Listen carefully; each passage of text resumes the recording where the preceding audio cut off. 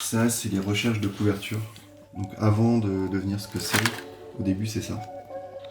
Avec les petites illustrations de chapitres qui, au départ, apparaissent sous cette forme.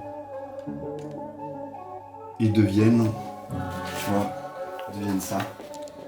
Ça, c'est la couverture devient comme ça.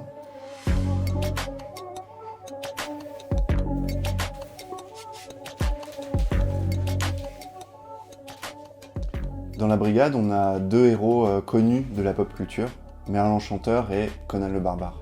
En gros, je me suis appuyé sur ces deux figures pour construire cette histoire. Et dans cette histoire-là, ils partent ensemble retrouver un producteur de génie qui va leur faire retrouver leur gloire passée. Pour la couleur, je me suis beaucoup questionné et ce que j'ai trouvé, c'était l'idée de faire comme un film d'animation.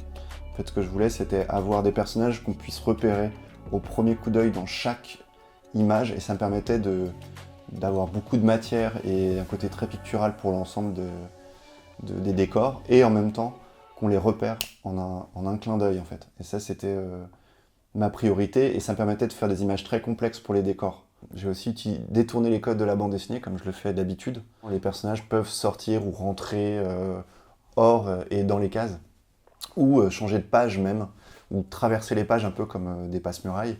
Mais cette fois-là, je me suis dit que ce serait intéressant d'avoir un personnage qui peut résoudre des problématiques de combat ou dans lesquelles les personnages se trouvent. Et donc il y en a un qui a le pouvoir de dessiner avec son bec, c'est un oiseau. Et il a un bec qui est un fusain, ça s'appelle l'oiseau fusain.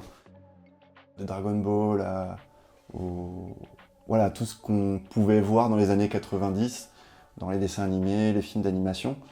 J'ai réutilisé toute cette matière-là pour la mélanger avec mon travail d'auteur et en faire on va dire un objet un peu spécial qui mélange différents types de cultures.